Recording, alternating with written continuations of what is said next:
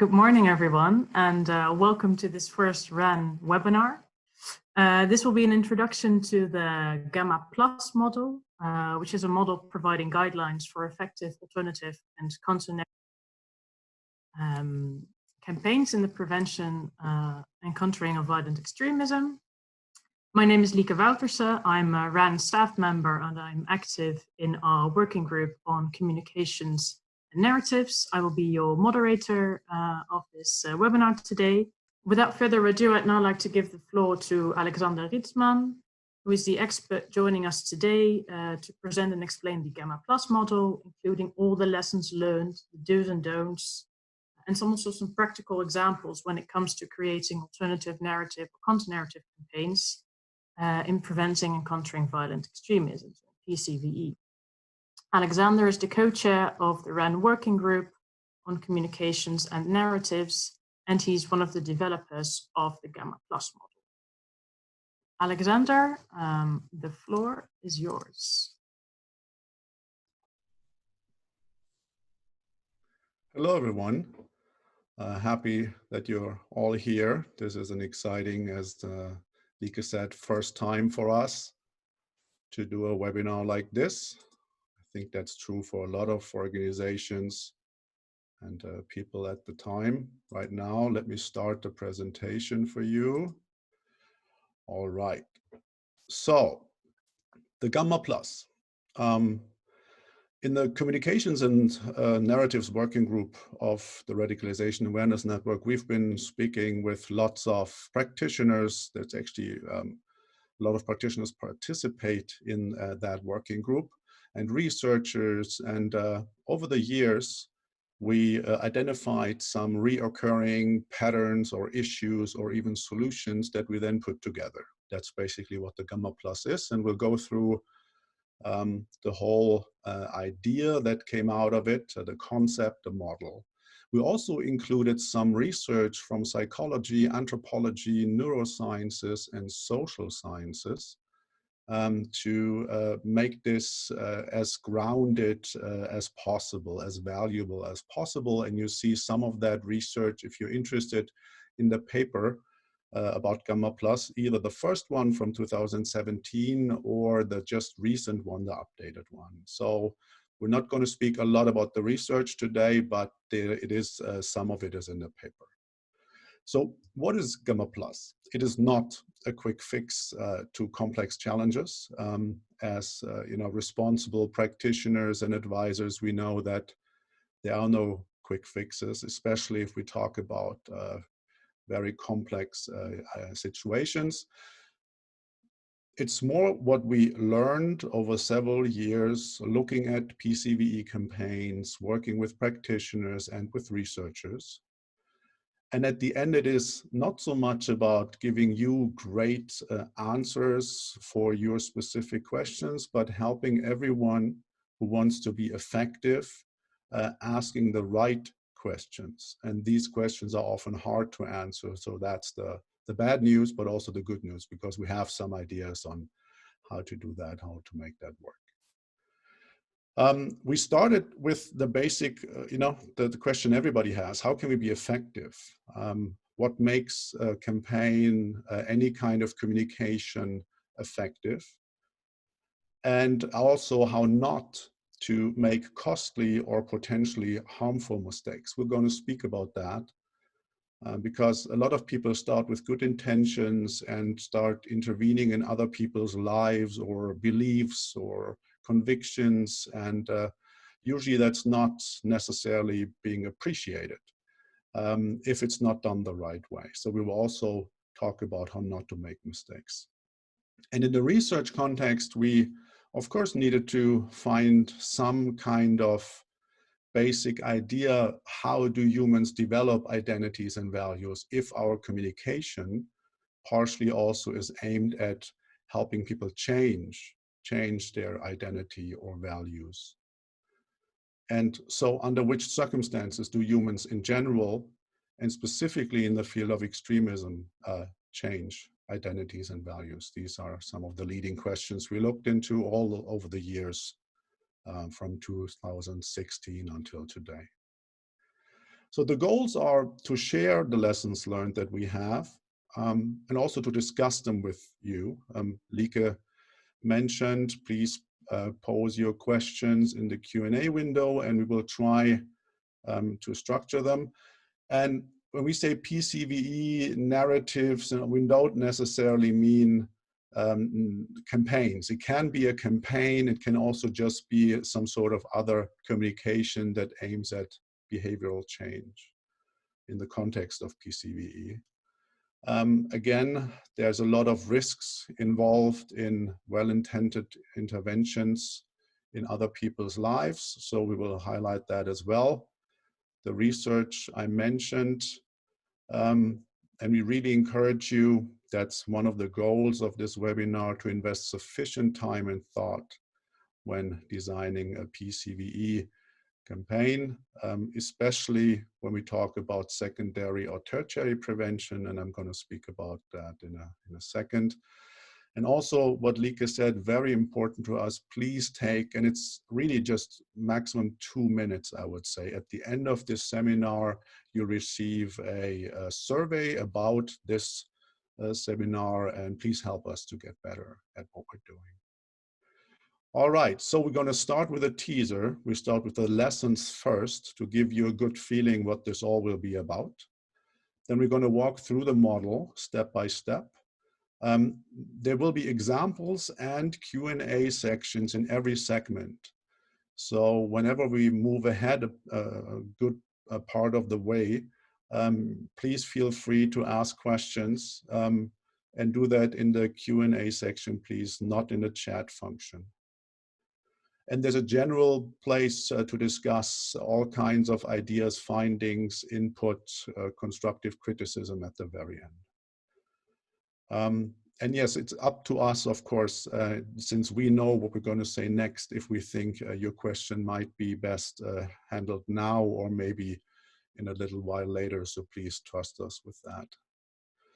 So we just spoke about different areas of intervention. Primary prevention, which would basically be democracy promotion, critical thinking, increasing resilience towards extremist ideas. When you operate in that line of work, you're much more flexible, and I think you can try more things, because the unintended consequences, the harm you might do, is not necessarily as big as if you, like in secondary prevention, have a target audience that has some sort of interaction with extremists' ideas or individuals, maybe family members, maybe neighborhoods, maybe other social environments where the radicalization is going on, recruitment is going on, or in tertiary prevention, where you actually work with extremists. So it is always useful to differentiate between these broad groups of target audiences, I think.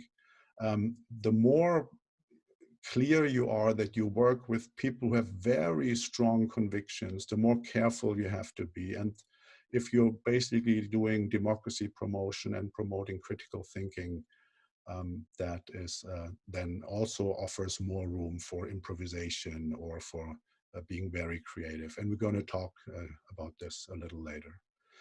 So some of the lessons that we learned, and those are usually a combination of the practical insights from the many campaigns we looked at and working with researchers looking at research. A lot of people speak about addressing the local context, but local in our experience is not precise enough. So we came up and I mean, we didn't invent it, but we found it very useful to have this hyper-local approach, which means neighborhood level. We need to understand what is going on within a close environment. So this could be online neighborhoods, like specific groups on specific media platforms, social media, or it could be literal neighborhoods. If you look at radicalization patterns in almost any country, there are hotbeds of radicalization. There are cities that have a lot of trouble in that regard and others don't. There's some neighborhoods who have a lot of radicalization happening and others don't. So understanding what are drivers and what are real root causes in the specific hyper-local neighborhood level context, we think is very important if you want to be effective. And also this relates to that is, of course, hotbeds, understanding why some neighborhoods produce a much higher number of extremists than others. But it's what also is often not being done is looking at resilience. We have families where one family member joins, for example, a right-wing extremist group or the Islamic State, and the other family member works in public service of the local community of the municipality. So what is it that helps others not to join or start a pathway to radicalization? Resilience is very important and under-researched and underappreciated. Now, this is important to what I tried to mention at the beginning with this pyramid, the different kinds of prevention work that we do. So if you work with a general audience and try to increase and help them get their critical thinking skills got better, or if you want to help them deal with ambiguity, don't spread extremist propaganda. Make sure you're not approaching people with terrorist extremist propaganda to teach them about something, unless they either are already familiar with the subject, or if it's in a very closed or well-situated setting, like in a school context, where you have a curriculum and where you have back and forth interaction possibility. Don't simply spread propaganda to people if you want to make them aware of the problem. Avoid stigmatization, right? Often we want to help people, we try to intervene. Often we don't necessarily understand the sensitivities and concerns of other people, and we might therefore inadvertently foster polarization. So if someone like myself living in Berlin, being a male in the late 40s with my background, if I think something should be done in the, municipality of Molenbeek or somewhere else in Belgium, and I start an intervention there, this is most likely to go wrong. So it's really important to work with local expertise, local partners, and to make sure you really understand what's going on. We also found out that quantity is important. So if you, as you probably all will have, a limited budget, it is important not to spend all the money on 1 or 2 fancy video clips, for example, something that we all paid attention to if, as the so-called Islamic State did. It's more about having a constant stream of content and interaction, right? So if we want to help people change the way they think and feel about specific issues, this is supposed to be a dialogue and not us telling others once or twice what they should do. So try to invest in, if you have to decide 1 fancy video or 5 more like authentic interview style videos, we would definitely go for the quantity part. Quality is always important, but not necessarily in production quality. And what is also missing often is a call to action. This is especially important in secondary and tertiary prevention. So people feel that they need to do something. That's why they join extremist organizations and causes. They have some sort of pain or objective. So simply telling people not to do that might be the start of something, but it is very important to give them alternative routes of action to help them do something if they feel that something needs to be done. And we're going to talk about that too. Monitoring and evaluation. Very few love this part of work. It's very important. It's important to know if you've actually achieved what you wanted to achieve. It's very important to see if you have actually reached your target audience while you're in the campaign. So we'll talk about that as well. So these were some of the key lessons that we have identified over the time.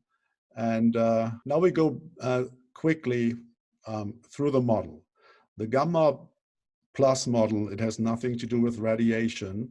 It really came into being, my colleagues and I, looking at lots of campaigns, talking, thinking, reading, and at some point we saw some patterns of mostly what was missing.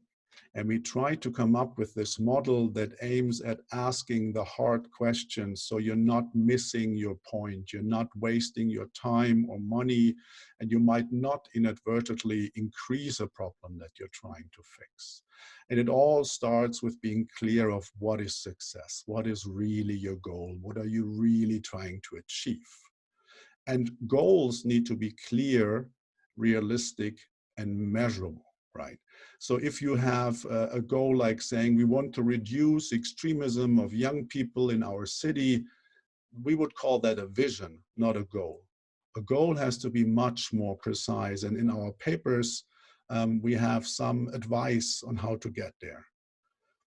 Now, the foundation of this goal designation process is to have a theory of change. And a theory does not mean just a couple of random ideas.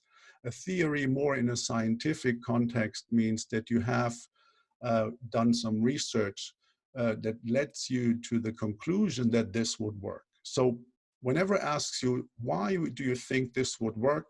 You should have a good explanation for that, seriously.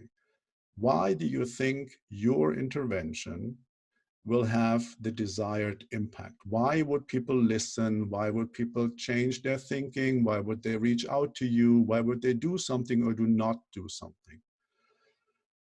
And this is very hard. Everybody knows that. Just think about, when was the last time you changed your mind on a topic that mattered to you? When was that? And what were the circumstances? And what was the role of outsiders? So this is like the part that is close to rocket science.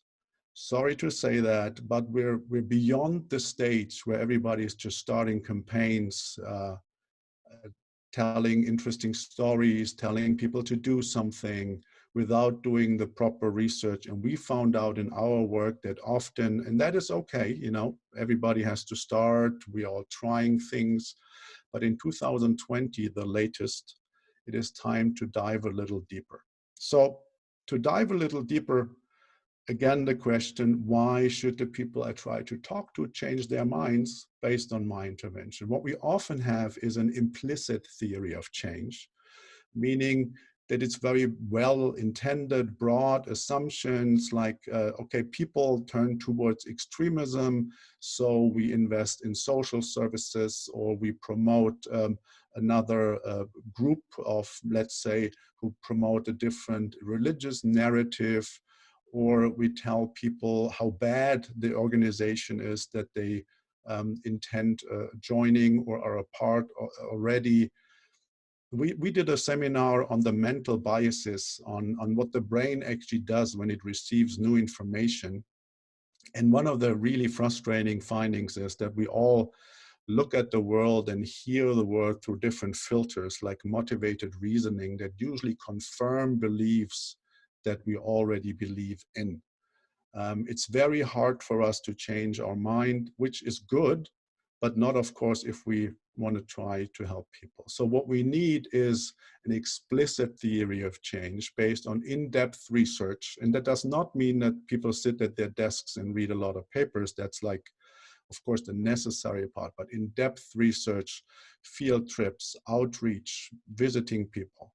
Proof of concept, has this worked somewhere else? Has someone done something similar? What were the results? Again, you need evaluations for that, because everybody often comes to the conclusion that their project kind of worked to outsiders. And you should work with the audience that you're trying to reach.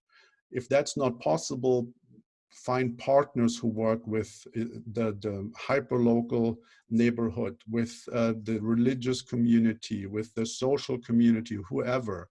But as an outsider, to help people change, it's very, very difficult. An example. So a lot of people think that in the field of religiously inspired extremism, that there's a lacking of the right kind of instruction, the right view of religion. But do we know if this is really the driver of people who join that group? So we would have to have an in-depth understanding, what is the driver? And if a misunderstanding of religious text is a key driver in that hyperlocal context, then religious instruction of another view might be the right thing to do.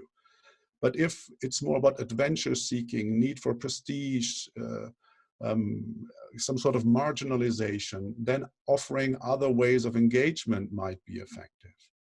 Or if there are extremists grooming, doing kind of social work or even recruiting people, then of course empowering alternative credible voices is the right thing to do. And in theory, we want to do all of that, but we have limited resources, limited time, so we need to do priorities, and the priority needs a base assessment and a really good understanding of the hyperlocal context.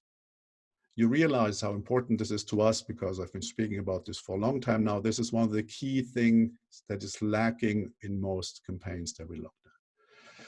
Now we start with the GAMMMA Plus model in general. We go through the segments step by step, and after every segment, there's room for questions. And I'm even asking you a couple of questions in that context. So before we continue with this, I want to highlight again how important the monitoring evaluation part is. Of course, it's one thing to write a report at the end and give it to the donor. It is very important, though, to learn internally from things that worked and didn't. We're going to go into depth again at the very end of this webinar, but I want to highlight it again. It is the thing that combines, that connects all parts of our model. It is very important to monitor what you're actually doing, and that requires some budget, some preparation, and we're going to speak about that if you're interested in impact. So we have a campaign example here. There was a campaign that thought that it is a good idea to use humor to undermine extremist propaganda. So they just made fun out of recruiters and ideas, ideologies that were at the time very popular, and people were joining an extremist group. And the target audience was youngish people at risk of being radicalized in cities. Now here, it appears that the goals are very broad, objectives very broad. And also, we're not sure if there was the research that undermined, not undermines, that backs up that humor is actually the right way to make people rethink their position, or to make an idea less credible or attractive, right? So we did not find any research. There might be research out there, but it was not part of the campaign planning, structure, and implementation. The results were there was actually good engagement. People appreciated humor, but the group did not measure it to the extent. They did not at the beginning define what is success, how many people do we want to reach out to, what kind of feedback or engagement would be defined as success. They were doing videos, so there were lots of comments under the videos. But there wasn't really a sentiment analysis looking like what kind of comments, positive, negative, unclear. So this now should lead to a question I would like to pose to you, if there's anyone interested in interaction. What could be a clear definition of goals here? If you want to, the general idea is to reach out to people using humor, to prevent them of joining from becoming radicalized.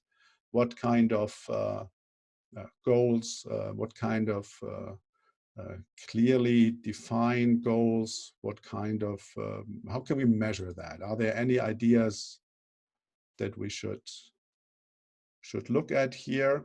This is very hard, of course, to come up with.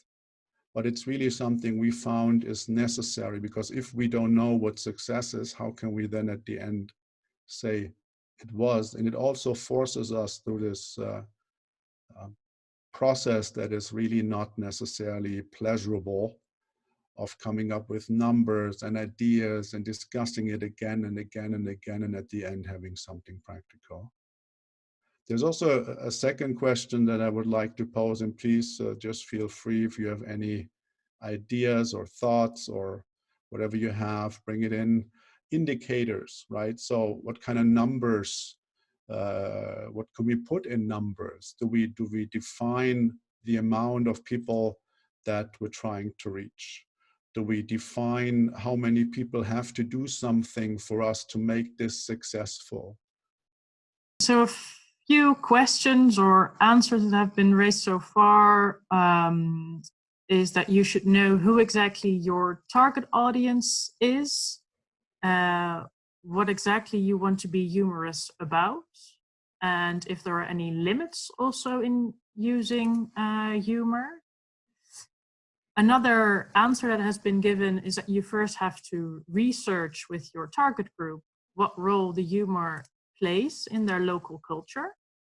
So again, that's also finding out who is your target audience and what is their local, well, the hyper-local context, as you've just explained. Another question or answer is what extremist theory you want to debunk, and to know how many people actually believe in that theory or how those people can be reached. Let's see, there's lots coming up now. Yeah, great. All right, please continue. Shall I do? Right. Okay. Sorry, I wanted to do one last. Right. Says one of the indicators could be the number of individuals that were exposed to this campaign, the location, the audience, and that is just to name a few. So there's a couple of answers. Great. To take into account. Perfect. Thank you. Thank you to everyone who brought up these great ideas, and they're all very helpful and useful. Understanding the local context, the role of the ideology, the role of humor in that context. So I want to move on and talk a little bit about those reactions by some of the lessons that we thought are relevant here in this campaign context. So it also, in addition to what was said, it is important to define what does at risk mean. This is something you often used in the discussion, vulnerable, at risk, understanding your target audience that was mentioned also. And then, of course, measurable indicators, it was mentioned. Do you limit yourself on clicks and shares and likes? In our understanding, this is not really what we're looking for, right? So a campaign who has 500,000 likes might be, visible, but is it effective? If we are aiming at helping people change, if that is the information or the objective of the campaign, that this might not be, it's not about quantity, then it's about reaching the right people and getting their feedback. And then there's, of course, sentiment analysis software that you can use. I think some is actually for free, that looks at your comments and gives you an overview between positive, negative kind of comments, so you can have a better overview of what actually the reaction is. And then you can, of course, reach out to individuals, some who might be positive or slightly critical towards your campaign, and get in a one-to-one discussion with them in a format that makes sense in your campaign. So these are, in addition to what was mentioned by the participants here, some other lessons. Thank you.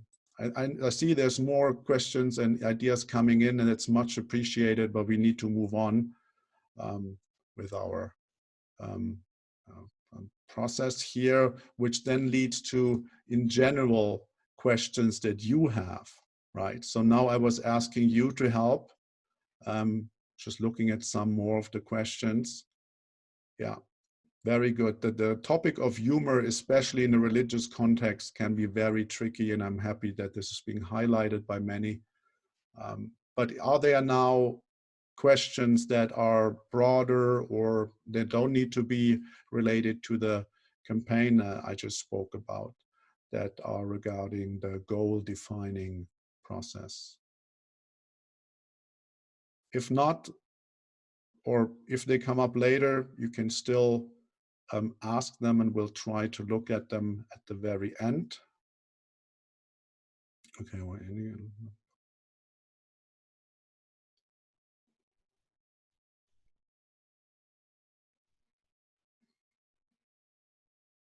No, so if there's a question about bad practices, there have been campaigns who were immensely successful in terms of reaching the public. And the individuals, the organization who did that campaign afterwards came to the conclusion that, first of all, they had no idea if they were reaching the right people. And secondly, they were kind of, because it was aimed at a secondary, tertiary prevention audience, people who are involved with extremism, they were actually spreading the narratives of the terrorist group and then try to debunk them. And that is very tricky business. And in our recommendation, that should not be done to big audiences. This should only be done to very narrow target audiences. We don't want to be the auxiliary propaganda department of extremist groups. Lieke, do you want to jump in with the other questions? Yes, although there's not many questions now related. All right, that's true. Okay. So I think we can now continue, and if anyone still has a question related to this segment, then we'll see that later. And yeah, well, oh, there's the last one maybe with yes. What kind of indicators the indicators are really necessary to be developed in the context of the target audience, which we're going to look into now. So please bear with us in that with that great question. So audience, can you clearly identify age range, gender, cultural background, group language, place of residence, that's online or offline, so activity maybe as well. Why would they care about your intervention? Do you understand what would possibly change their thinking and behavior? And this is just a very strong mandate against outside intervention, meaning you're just well-intended, you want to help people, but you don't have anyone from that target audience in your team, and you're not partnering with someone who has a representation in their target audience. These questions need to be answered in our understanding to make this a more likely effective campaign. So another campaign example, there was a campaign that tried to debunk conspiracy theories by producing videos that aimed at then driving those who looked at the videos to Facebook Live discussions about critical thinking. And the campaign was able to look into, it was on Facebook, they were looking into Facebook groups that were promoting conspiracy theories, Illuminati, also in terms of that Israel, Jewish groups, the West is behind all the terrorist attacks. So it was a broader set of conspiracy theories. And the idea was, let's do videos that tease people, motivate people to talk to us about critical thinking, about ambiguity. And it was, I think it was well done in a way that the target audience and the people who were then supposed to speak with them in the Facebook Live discussions were from the same community. So it was not an outside intervention, it was more like a peer-to-peer intervention. Now the challenge was that good video was produced, highly professional, about 2 minutes long.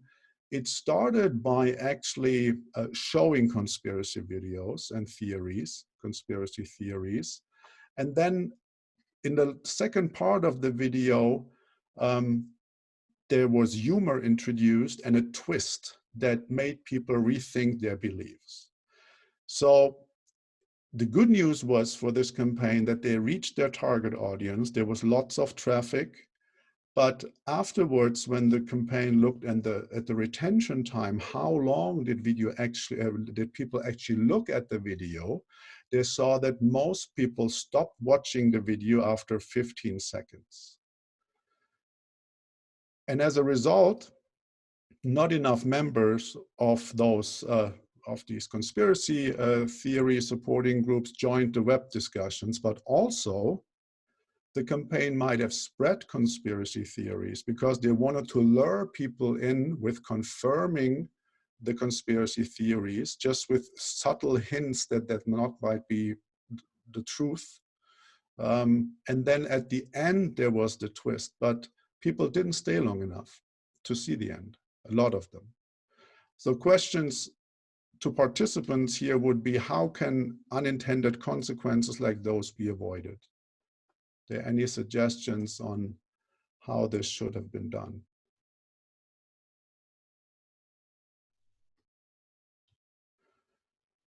Yeah, shorter video is of course one way to do this. Interactive content is being suggested. Test, yes, actually there was a test group, I think. Yeah, and another person is suggesting to start with the key message at the beginning, teaser at the beginning, and then announce the twist. And this is actually, thank you, this is very much on point. This is also one of the key lessons here. So understanding the audience also means that you know how are they consuming their news or their information. Are they sitting in front of a computer? Or are they watching it on a mobile? So if it's a more mobile affine group, the videos need to be shorter. And it is absolutely correct what some here suggested, that obviously there needs to be a twist at the beginning, indicating that we're not just confirming, or that the campaign did not just confirm existing beliefs. So the idea of luring people in, telling them a story, and at the end bringing the thing that makes them maybe rethink their ideas did not work out because people didn't stay long enough. We need to do something at the beginning here. And again, it's about understanding the audience. Thank you for the other suggestions. And we're going to move into general Q&A here as well. Any questions? Also, you can continue making suggestions, and Lieke will take over again. Yes, I saw there were quite a lot of suggestions all related to, well, debunking before, so with the campaign. I'm now waiting to see if anyone else has another question related to the part of the audience, so how to identify your audience, how can you find out who they are, what they think, what might change their mind. Let's see. Maybe I can just jump in, because the testing with the group is something that has been suggested a few times. And actually, I would suggest that too. But imagine that you then reach out to, in this specific campaign, it was done because those who were promoting critical thinking were part of the same community, and those who were following in terms of demographics, neighborhood, experience, culture. But the issue was, if you have a test group that sits around a table and looks at a video, and they might like that and say, oh, this is interesting. But if then the actual people who receive your message are walking to the bus with a cell phone in their hand, it is very hard. You would actually have to test the campaign in an environment that is realistic. And I think this is another lesson. And then it becomes not necessarily more expensive, but it really adds to the understanding of the target audience, meaning how do they consume information. Good addition. I see there are some more questions. Also one on how to motivate target groups to spend some time and reflect on their own thinking.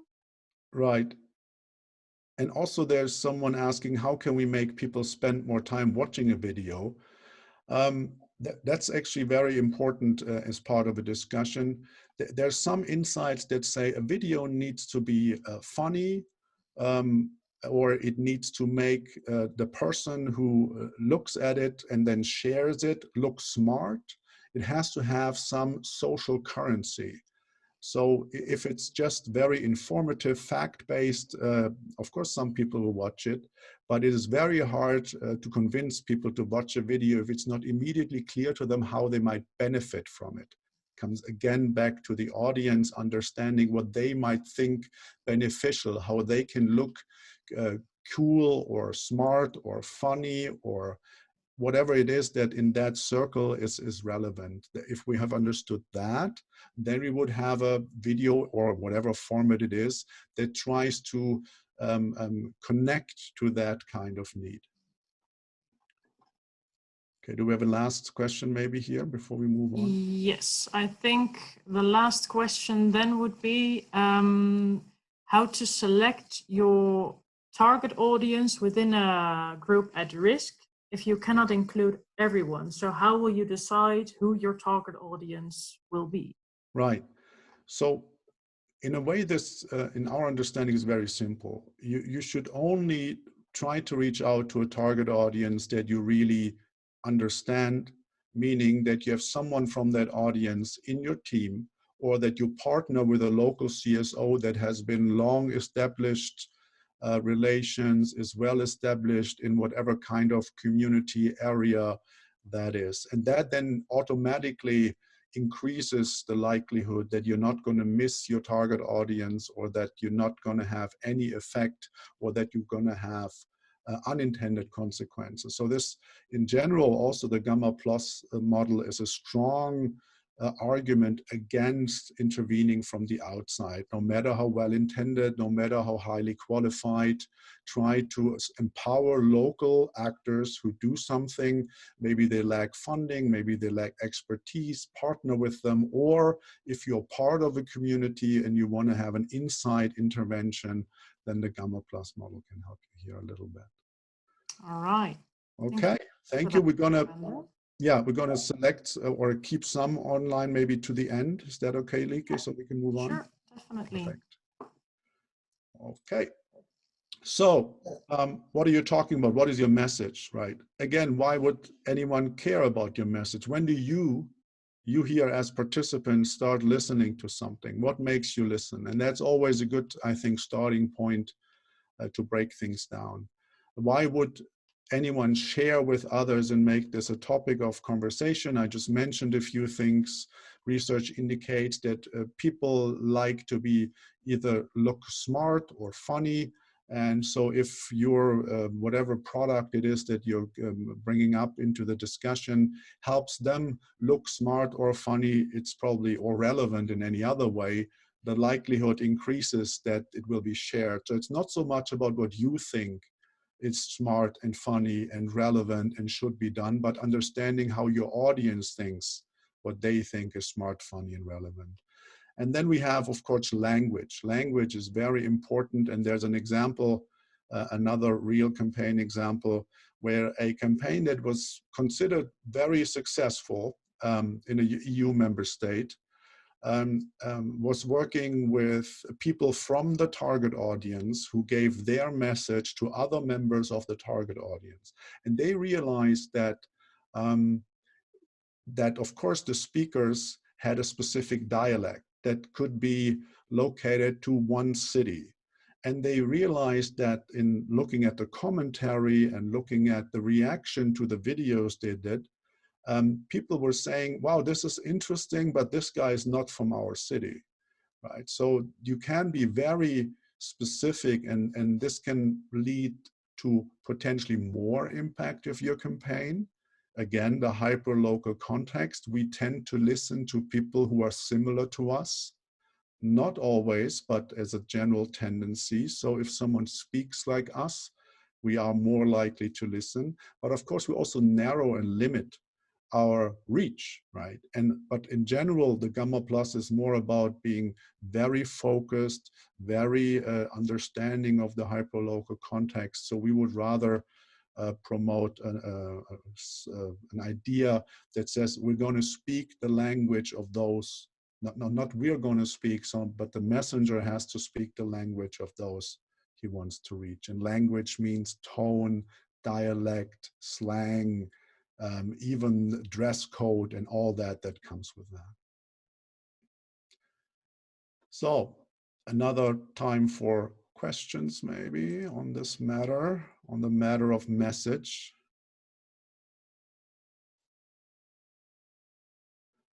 Yeah, Lieke, will you jump in, please? Yes, I'm just looking at the questions All right. that are coming up.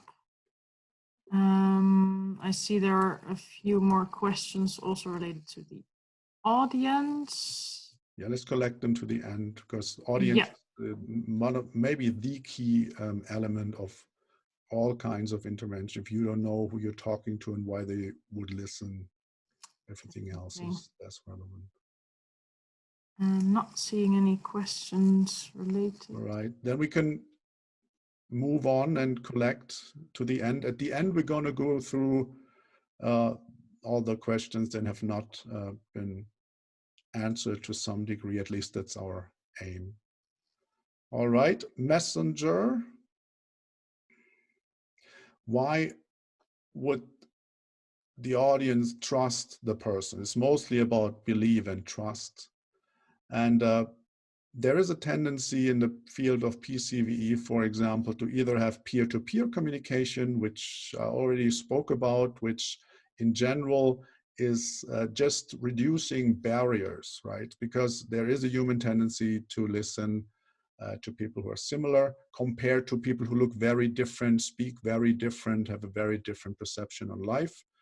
And also there's a tendency to look for former extremists, people who went into extremism and then went out again. And often these individuals, not always, but often they have also a need to share their story, to help others not to get involved in extremism. And this can be very tricky. The RAN has a working group on exit, leaving extremism, with working papers on how to work with former extremists. We also did a shared session, the communications and working group, with the working group on exit from extremism, to come up with some indicators, some help to protect everyone, right? Because this can, imagine you have someone who has been an extremist, so this might be interesting as a messenger, right? You might think, wow, people will listen to this person because they've been there. And now they tell their story and how they were wrong or what they want to do differently now. But this person might go back to extremism, or might, due to other reasons, act in a way that might damage your reputation. So there are some suggestions in that paper on how to address that risk. But then, of course, there's a risk also for the former extremists who might be threatened by former members, former colleagues, former comrades of the extremist organization. So this is a very tricky way of including messengers that might be very effective, but also it takes a lot of effort to make sure that this is going to go into the right direction. Any questions on? I think there's a question that might fit in here. And the question is how you can better speak the language of the targeted audience. Now, that's something that I would say is a combination of the message and the messenger, but perhaps you would like to go into more detail there. Right. So the simple answer would be you can't. You have really, and these questions are really great, because they allow me to reiterate that so I live in Berlin, right? So I live in Neukölln, in Kreuzberg, in a very multicultural setting with lots of subcultures. So I could say, well, I live in a neighborhood that, in my district, there's right-wing extremists and there's Islamist extremists. So for someone who wants to help people not to join extremism or help them leave extremism, I can now try to get close to an audience I'm not part of, but it's very likely that I will fail, because it is about being authentic, about having networks. And this is why, if I want to help people here, I would look for someone who already speaks the language and who already is embedded and who's already doing the work, and I would try to advise them, help them find money, co-create something with them. So I don't think as an external person you can simulate being part of a well-understood target group. And I would really advise against it. Try to find people from this group and join with them in one way or another. All right, then there's another question that might be interesting here. And that is, what do you do if you have a diverse target audience? So you might want to even consider targeting different subgroups, but should your campaign then also have a mixed message or different messages, or perhaps also different messengers? Do you have any ideas for that, Alexander? Right. So whoever you want to reach out to, the basic questions are, why would they listen? Why would they care? Why would they potentially change their mind or perception or attitudes the way you like them to do? And if you ask those questions to any of like suggestions of reaching out to different target audiences, having mixed messages, all these ideas have to give good answers to those questions. And there might be a campaign who can do that, reaching different audiences, different messages, different messengers, and be really good at that. But they would have to have a thorough theory of change that makes their case that the way they approach this topic is really very likely to have the intended effect. So it is possible, I guess, but I would always advocate for narrow audiences that are well understood and where it's easier to start the dialogue, because most campaigns fail by even having a kind of substantial engagement if you are not thinking that engagement is shares and likes and clicks. So even those who have shares and likes and clicks not necessarily have a dialogue. And if you want to help people change the way they look at the world and offer them alternatives, this cannot be a monologue where we teach people stuff. It has to be a dialogue, and dialogues need, some sort of safe space. So it's also about capacity at the end of the day, what you can do, how big your operation is. But if I would have to have one answer to that question, I would say narrow it down, be very precise, and know your target audience very well. Thank you for that. Then I think we can continue to the next part now. Yeah. So here we are, the platform. So how can you reach your audience? Where are their echo chambers? And that's not necessarily a negative thing. That's just a construction, a space where people meet to access the information that is relevant to you, right? That you want them to have and to see. And just as an example, some organization might have a lot of Facebook followers, for example. So they might think, wow, let's use Facebook for our campaign. And they might even have some idea, because of research they did, that some of the target audience is also on Facebook. But it might be that that target audience is only on Facebook to chat with their grandmother, right? But they might get their news from YouTube. Again, you need to understand how your target audience receives that kind of information that you seem critical, that is important to you. And it could be the other way around, right? Some people use Facebook for political discussions and use YouTube to watch cat videos. So if you make that mistake, if you're not aware of where they go to actually consume relevant information to the subject that you're trying to bring to them, a lot of the investment might miss the target, obviously. Understand your target audience, and you cannot do that from the outside. I'm a big fan of desk research. I do it all the time, but in social engineering and intervening in other people's lives, I think from the outside, this helicopter approach is very likely to have the intended consequences. Are there any questions on what kind of medium, how to reach people in their echo chambers, Lieke? There is a question that has been there for a while now, and that is what social media is most effective to be used in preventing and countering violent extremism campaigns. But I think you've already answered that, but perhaps you want to... It is a logical question. And the logical answer from our perspective is you need to find that out. There's no general answer to that. It could be TikTok, it could be Telegram, it could be Facebook, it could be YouTube, it could be wherever. It could also be offline, actually. Still, people meet and have conversations, and it's really knowing where your audience shares and consumes the kind of information that you find relevant. So that might be political or social information. Yeah. Thank you. There was a question now that you mentioned offline as well, but I don't know if you want to answer it now. But there was a question on how to combine online with offline in your campaign. Right. So it depends on where your strength and your expertise is.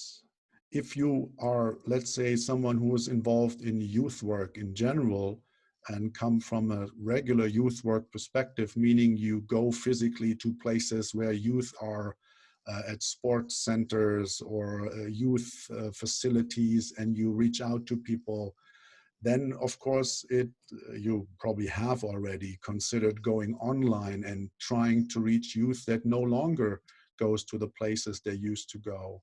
And the other way around, it's more complicated. I think if you have mostly online expertise, social media expertise, and you want to go offline into the real world, I would strongly recommend to partner with someone who already has experience, network, trained professionals. So it's not about creating an offline operation by yourself. If you have the capacity, the time, the funding, and you feel confident, that might be a good idea. But in general, I think partnering with people who have long established ties into communities is always the better idea. Thanks, Alexander. There's another question related also to the use of Medium.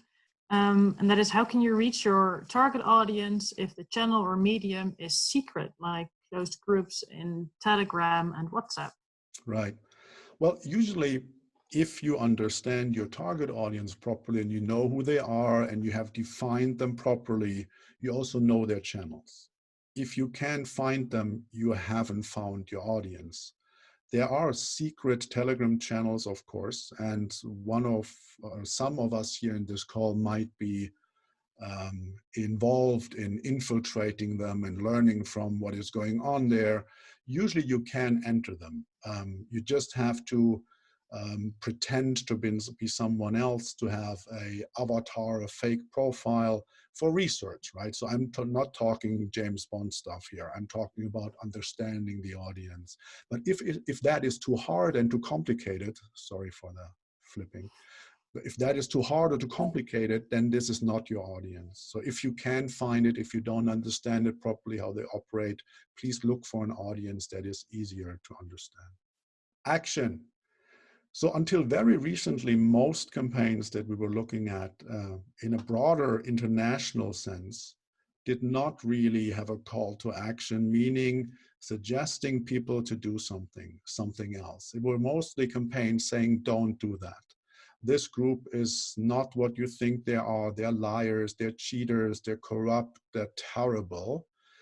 But of course, if someone has an emotional reason to feel that they need to do something, simply telling them not to do anything or not to do something is at the most the start of a conversation. So we need to have productive actions, because that's what the extremists do. Extremists, they paint a picture of a problem and say, this is going down, this is going wrong, this is terrible, and this affects you as an individual in this way, and you should feel ashamed or sad or angry about this, and this is what you can do about it.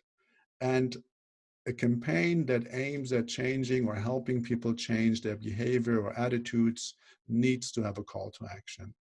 And examples could be, that you vet organizations that you find trustworthy, and you recommend your audience to join these organizations as volunteers, work with them, just help them make it easier. But it needs to be trusted organizations if you make a recommendation. It could mean that you organize a demonstration, talk event, a public event, obviously not at the moment, but this will be possible in the future, You could help them to do that themselves. Be practical, not necessarily with the first contact you have with people, but if you have engagement, if you have a discussion with people, this is definitely something to help them cope with the urge to do something. And a lot of people in a secondary or tertiary field of prevention obviously have that. Donate, some people will actually do that. Again, recommend only trusted organizations that have a cause that is related to your campaign. And also interact. People often want to talk, and be prepared for success, because if your campaign is done well and you understand the audience and you have a proper messenger and message and you reach them, imagine suddenly people are sending you emails and want to talk to you about these things. You need to be prepared. So again, one way to call to action is talk to us. Talk to us about the things, and be then prepared for that. Back to questions on the action segment. Yes, so far I'm not seeing any questions. Well, we have a delay, of course. Yes. Little one, because people, you guys need to write things down. That's we'll give you some time. Yes. There are some questions still for the general Q&A that we will come to later. Right. Well, there's one, if I can pick that online is yes. without borders. And I think this is very true and also not necessarily true, because humans form groups. We are social animals. We always, well, in most cases, exist in some sort of social framework, and we self-organize, or we organize by affiliation, by birth, by whatever.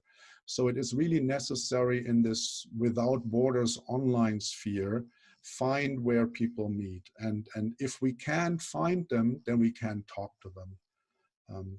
So this is part of this theory of change, goal definition, finding your target audience process. And if you can find the audience you want to reach out to, then that's a not satisfying response or result, but still it is then the result, then you can do the campaign. Right. I do see another question now, whether we have an example of a successful call for action. Well, these calls to action were all successful calls to action. We wanted to not highlight specific campaigns with good or not so good results. This is also a safe space. There's a lot of trust here, people opening up to us. But of course, this would have been good examples, but some of those really worked well. If you have a target audience that is upset and that wants to do something, and you help them doing that by guiding them towards some organization in their neighborhood that does whatever community work, interaction, maybe organize a discussion panel, a demonstration. These things have worked, but again, they need to have an understanding of how your target audience is thinking, what they are feeling, right? You can't just suggest 10 things to do. I mean, you can, but it's better to have that in-depth understanding of your audience, which you will have if you have people from that audience in your team, or if you partner with a local organization. And local can also mean online, of course, someone who has established ties with your audience. Yeah, I think that is the last question that we should answer here, and that is related to the call to action being online or offline, because I see there are some questions about whether the call to action should always be online or not. So perhaps you can enlighten us there. Well, I would say it depends on your capacity. If you're an organization or a group that can pull off something great online and something great offline, then go for that. But again, this all has to be practical. And it is also determined by your audience, because your audience might be virtually together in a neighborhood online, but might be physically apart. So it's not really possible to do an offline action at the end, right? Again, so the target audience, the in-depth understanding of who you're trying to reach out to and who you're trying to help change actually determines and gives answers to a lot of the questions that we then have. How should we do this? Should we use this platform? Should we do offline or online? Should we, once we have a good picture of who we're trying to talk to, a lot of these questions will be answered. All right. Thank you very much for that. I think right. we can now continue with the next section. Right. Perfect. So in the last 2 years, maybe, there's increased attention of donors in the field of evaluation, right? Everybody's asking now, is this working? And this all starts with what is success anyway? And we briefly talked about this. So being in charge of that process as a group, an organization, an NGO, whoever you are, is very important. And usually the old way to do this would be that you do your intervention and you hire someone externally to write a report afterwards, and you give them all the data and all the information, and they do a couple of interviews and they write a 20-page report. I'm not saying that this is the worst thing you can do, but this kind of evaluation is not what we're talking about here. Here we start the process of evaluation before we start the intervention. So we sit down with people who do evaluations and ask them, what can we measure? How can we find out what is effective? What is your experience? And of course, for that, we need time and budget. So this needs to be in the proposal that we are sending to whoever the donor is. So before the writing of the proposal, we need to think about that. Then we, in the best case scenario, you have a test phase. I know this is ambitious. Not everybody will have the time or money, but again, there's a tendency by donors to want better evaluation. So it's up to us as practitioners to tell them how to get better evaluations. And that means that you have a baseline assessment, meaning that you first identify what exactly is going on before you intervene, and even maybe test some parts of your messages or messengers with control groups, test groups. The monitoring is important because you might think that you reach a specific audience, let's say on YouTube with a video, but then you realize that the commentary under that video is completely not what you expected, right? It could be that another group hijacked your campaign and used the commentary section to basically destroy your message. So if you wait until the end and then give all your findings to an evaluation expert, you're missing out on the possibility to steer, to change course in between. Now, this is really something that cannot be overestimated in relevance, and we know it's tricky. We have rarely found anyone who loves to do monitoring and evaluation, but it is increasingly relevant to donors, and it should be increasingly relevant to us. Any questions on measuring success? There are some questions already. The first one was, how can you measure impact at all? Right. Well, first you have to define what is success, and the impact. There are different definitions, of course. Impact usually would mean long-term change, right? So if we differentiate between output would be what kind of products are you producing? Is it videos or events or papers? This will be output. And then outcome would be what happens when people interact with your products. And this could be then short-term change. Let's say you do a workshop in a school where you talk about narratives and communications, or you have your online campaign and people interact. The outcome is something that you can then measure if you look at, for example, the commentary. Is it mostly positive, constructive? Do people want to reach out or not? But you need to have indicators before to say we want to have 60% positive feedback, and the neutral positive we're going to reach out to have interaction with 50% of those who say, well, I'm not sure if it's true what you're saying. So you can break all of this down An impact in the classical sense would mean if you go back to them after some time. Because some people, of course, might think that this intervention is interesting, but go back to their old ways a month, a week, or so later. So impact is something, long-term change, which is very hard because you need a budget for that as well, to go back to your audience after the campaign is finished.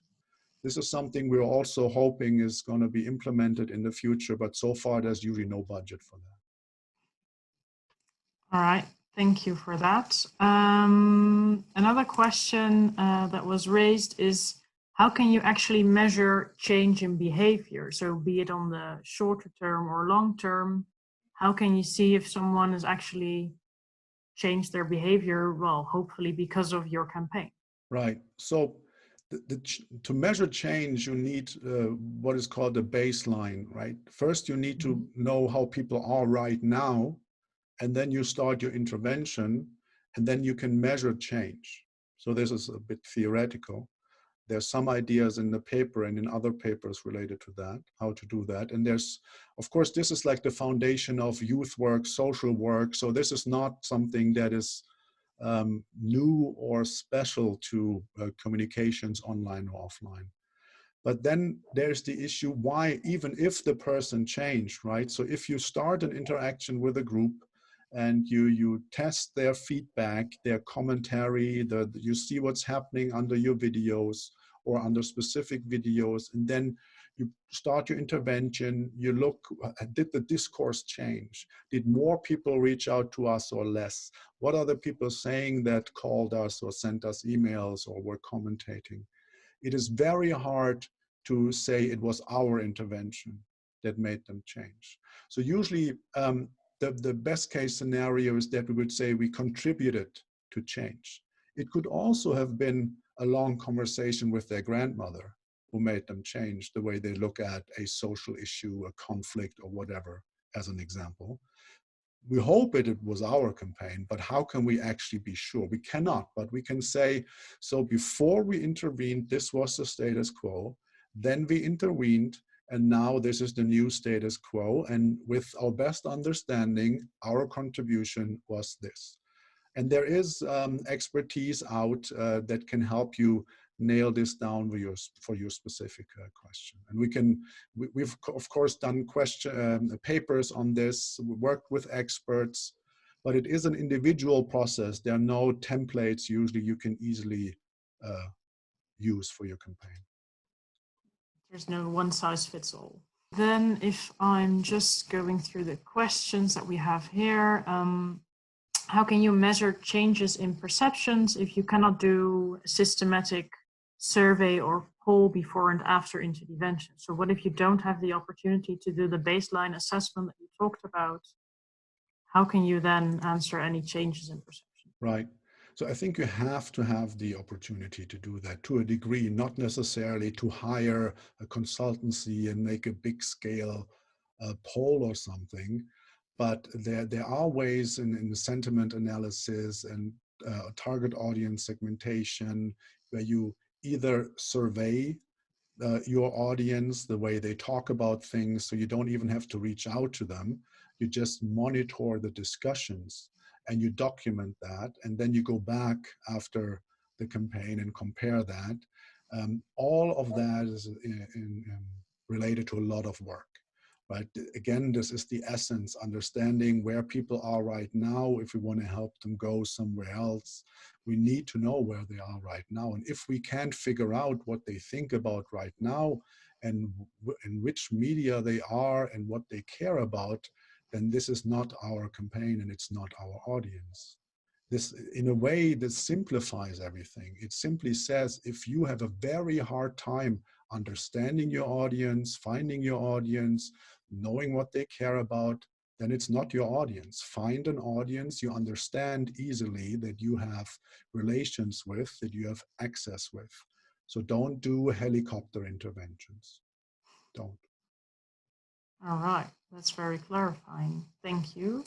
I also saw some comments of people who wanted to know a bit more on M&E. So I think we will definitely share the CNN Exposed paper discussing monitoring and evaluation of campaigns, where we also discuss what to do or how to measure people's perceptions before and after a campaign, Right. also limited resources. I saw another interesting question, how to prevent that your campaign is being exploited by extremists. Well, you can only prevent that by, first of all, understanding your audience, but still, even if you've done everything right, let's say you reach out to a group of young people on Muslim faith in this specific online or offline neighborhood who cares about these specific topics, and some, I don't know, identitarian group online trolls find it by coincidence and decide to troll your campaign. This is why monitoring is so important, right? So if you have a constant monitoring at hand, where you look at the comments, not after the campaign, and I don't mean like look at it, just visually look at it, but analyze them, then you will be informed quickly that this is actually happening, and you might shut off the comments for a while. You might come up with alternative strategies. Best case, of course, is you have thought about that at the beginning. That might be necessary depending how risky your approach is. But without the monitoring and without this thinking in advance, you will be overwhelmed, and it can destroy the whole campaign. Because if people see that there's lots of negative comments and they're being voted up in the ranking, your videos will most likely, or whatever your intervention is, will not have the intended effect. Okay, and well, related to this, how can you make sure that the people involved in your campaign stay safe or not harmed by, for example, extremists or, well, commenting on your campaign, or how do you keep people safe? I think that's a very, very important question. And it again starts with assessing who is my audience. Might there be a threat from my audience? Might there be a threat of people that have a problem with my audience? So you first need to do a risk assessment. And in some of the RAND papers as well, there are recommendations on how to do that. Not have your physical address published in that campaign. Decide if you use avatars with fake IDs, or if you use actual people with their faces and their names. This all needs to be based on a risk assessment and the preparation that things might go wrong. And there are very practical suggestions in some of the RAN papers, how to keep everyone as safe as possible. In this context, it's a very important topic, yes. All right, thank you. Let's see, perhaps we can answer just one more question. Always tricky to find the last question. Yeah. If you've seen a question, Alexander, that you want to answer right now, please go ahead as well. Well, there's the one on top has 2 thumbs up. So maybe just by the ranking post here, by the democratic vote, we could. Yeah, so this is a question if you want to change the way that, well, older people think, if I translate. Mostly when people are a bit older, they find their personal experiences are a bit clearer, and they might have developed stronger critical thinking, but sometimes that sort of thinking may damage the information given to next generations. So I'd say the question here is, how can you deal with that? So how to take into account that, well, if you want to reach an, well, perhaps older target audience, well, how to come up with, or how to deal with their way of giving information to next generations, but also to the fact that they might have stronger beliefs than a younger generation. In general, changing other people's thinking is extremely difficult and most of the time not successful if this person or group of people is not looking for change. Right? So there needs to be a cognitive opening that those filter bubbles that protect us from being a Nazi on Monday, a Salafist on Wednesday, and a Jehovah's Witnesses on Friday by interacting with these people. These filter bubbles protect us from being manipulated. So, and they only open up, I mean, only is difficult to say, but the research indicates that they open up when we are in crisis. When there's something that questions the way that we look at the world, what is important to us, who are the good guys, who are the bad guys, what is our role in all of that. And this in general is not so much different between, let's say, 25 and 65. Youth is different because they're in the developmental process. But in general, you need to figure out why people would care.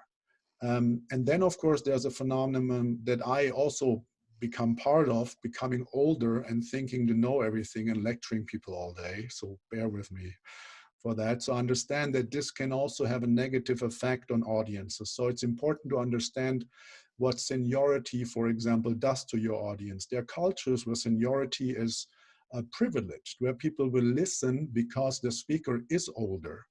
In other cultures, that might not be the case, and people will say, well, these old guys, they talk about stuff they don't understand anymore.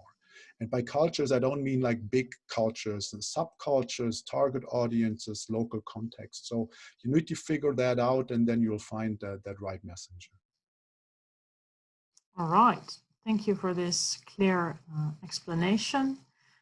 I think that we've now come to the end of the webinar then. I'd like to thank all the participants for asking many, many questions, for being well, very active with us today. Even though we can't see you, thank you very much for attending.